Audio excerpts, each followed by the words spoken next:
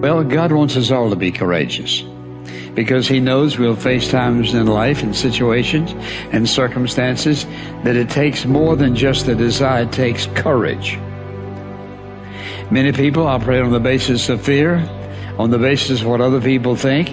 We as believers should operate on the basis of courage. Courage to say no when we ought to say no. Courage to say yes when we should say yes. So what kind of courage do you have? Is yours sort of floating between depending on the situation?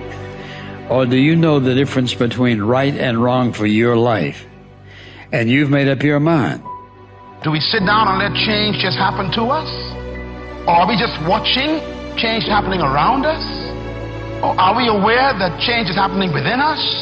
Or are we going to be those proactive people who make sure that we affect what happens to us?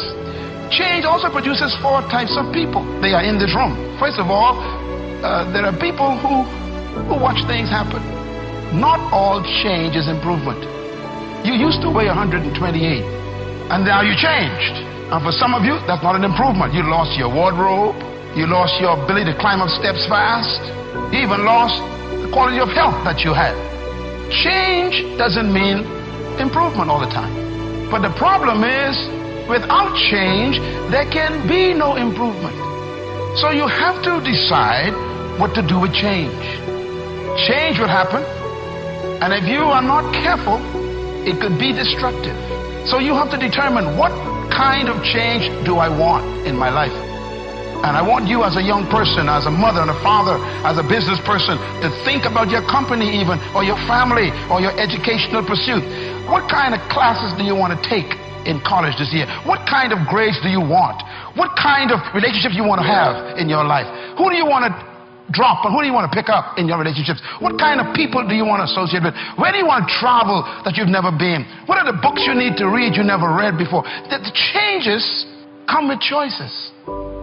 So what kind of person are you? Drive. That's this puppy right here. This is what you want. This is your prefrontal cortex. Drive is the mode where you're in charge of your thoughts, okay? It's where you are fully awake, you are present, and you are driving your thoughts and actions. When you're doing that, your prefrontal cortex is active. The prefrontal cortex is the part of the brain that you need in order to learn new behavior, in order to do something difficult, in order to do something uncertain, in order to do strategic thinking. So I'm going to give you an example. So I'm a righty. If I were to try to write with my left hand, Lewis is going to torture me and tie my hand behind my back and make me do this, I could do it. It would look like I was writing with my foot. And if Lewis came up to me and said, "Hey, Mel, you want some bulletproof coffee?" I'd be like, "Lewis, I'm trying to concentrate. I can't do this." My prefrontal cortex would be El Fuego, because it is firing on all cylinders to communicate to my hand new behavior. So the thing that's cool about that is that you can use a simple trick.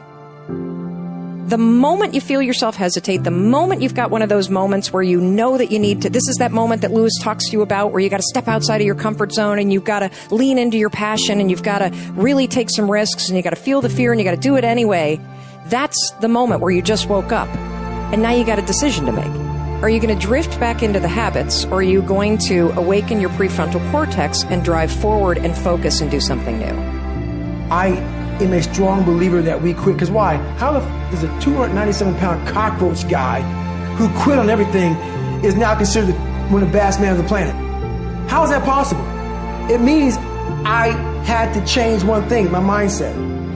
So there's no way in hell that was in, but that guy was in me. It wasn't like God came down here and said, "Hey, guess what, man? You're a fat ass, but I'm gonna now make you a badass. I'm gonna miracle this to be a badass." No, it was in me. I had to believe and make that belief work. And through hard work, I did that. And if you understand the mind, it does what you tell it. That's its job. And if you tell it better stuff, you have an amazing life. And if you tell it mediocre stuff, you have a mediocre life. I want you to think about this goal that you want. I want you to envision it and see it in your mind's eye. And every day say to yourself that it's possible. See, most people are not accumulating wealth. Most people are living in poverty. Most people are living far below their potential, not because they don't have the capacity, not because they have not been given authority and dominion over everything on the face of the earth, but most people are living like they're living because of the fact that they don't believe they can have any more than what they now have. In the book called Miseducation of the Negro, Dr. Carter G. Woodson said, if you can determine what a man shall think, you'll never have to concern yourself with what he will do. If you can make a man feel inferior, you never have to compel him to seek an inferior status, for he will seek it himself. And if you can make a man feel justly an outcast, you never have to order him to go to the back door. He'll go without being told. And if there's no door, his very nature will demand one. That's why Scripture reminds us, be ye not conformed to this world, but be ye transformed by the renewing of your mind. So every day you have to sell yourself and get out of your mind those old thoughts, that old belief system. Every day you've got to sell yourself on that it's possible. That you got to put a new mind in you. You got to get out of your mind. You got to begin to restructure your thinking. Every day you've got to begin to recondition your mind. See, many of us go through life making choices, thinking it's our choices, and it's not. What do you mean by that? I'm reminded of the great anthropologist Margaret Mead. She was in a restaurant in Europe, and a waiter saw her and said, "Oh, how are you? I'm so glad to see you."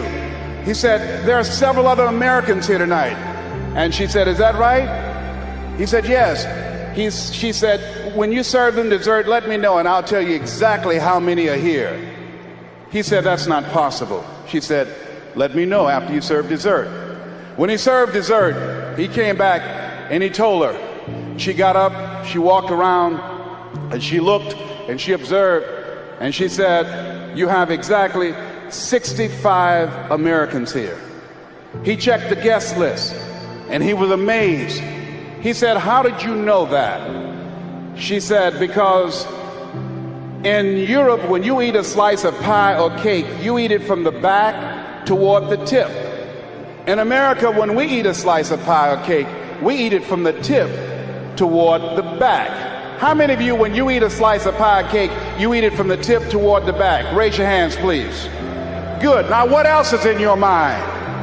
What else are you doing unconsciously that you don't even know? I'm going to say something and I want you to answer it after it. I want you to end it for me. Winston tastes good like what? How many of you don't even smoke Winston but know it? Raise your hands, please. Now, that commercial been off the air for 30 years. 30 years. See, let me share something with you. The easiest thing I've ever done was to earn $1 million. The most difficult thing I've ever done was to believe it could happen to me. That was the most difficult part, to believe that given my circumstances, if my birth parents came down this aisle right now, I would not know either one if my daddy came up here or my mother came up here. Given the fact that I was born in an abandoned building on a floor, being labeled educable, mentally retarded, not having any college training, I used to feel all my life that people who had college degrees were more intelligent than me.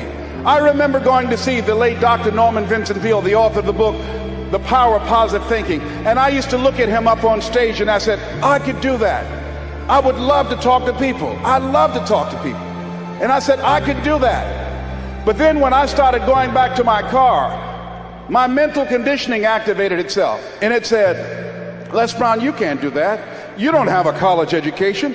Les Brown, you can't do that. You don't have the training. You've never worked for a major corporation.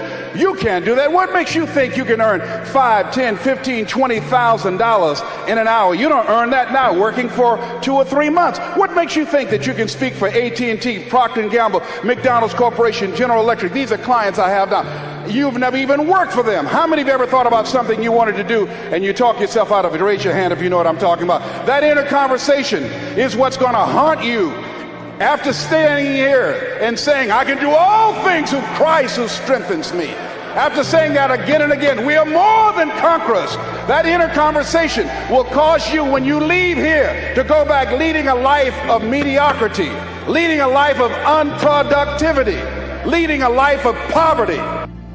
You said something in there that is really interesting, but I don't understand quite what you mean by it. So you said you have to make sure that the language is not only compelling, but absolutely up to date. What do you mean up to date? Well, I'll give you an example. I worked with somebody who was morbidly obese, and he had a story. You know, when I was a baby, I was only 2 pounds. I nearly died. My parents had to feed me every hour, wake me up, and if I threw up the food, my mum would cry. And she has this story. I'm like, okay, but that's 50 years ago. Now you're going to die of being 600 pounds. So you have to talk to the mind and say, this is completely outdated. It's behind you. So people have a story, you know, I can't find love because my dad left when I was 1. I can't find love because my mum preferred my brother. I can't be a success because I never went to university. I can't speak in public because I blush. And without understanding, when you describe why you can't, you keep it going. If you keep talking about the symptom, your mind keeps it alive, because whatever you focus on, you get more of. And so a lot of people have language that's completely irrelevant. Like, yes, I know your dad left when you was 1. I know your mother put you up into foster care and didn't love you, but that's then. This is now. And so they have outdated stories, outdated language. I can't do that because the classic one I held up, oh my God, my boyfriend just ripped out my heart, stamped all over it, killed me, and if I find love again, it will kill me. I'm like, darling, he got bored, and you would have got bored too if you'd stuck around. And that was your starter relationship. Go and find a better one with someone amazing. Everything he loved in you, you didn't take it home with him, it's still there.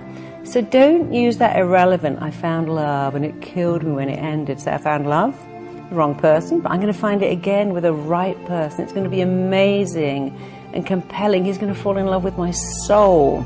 We're going to be together forever. Because you've got to turn your mind on, and it loves exciting words, dramatic words.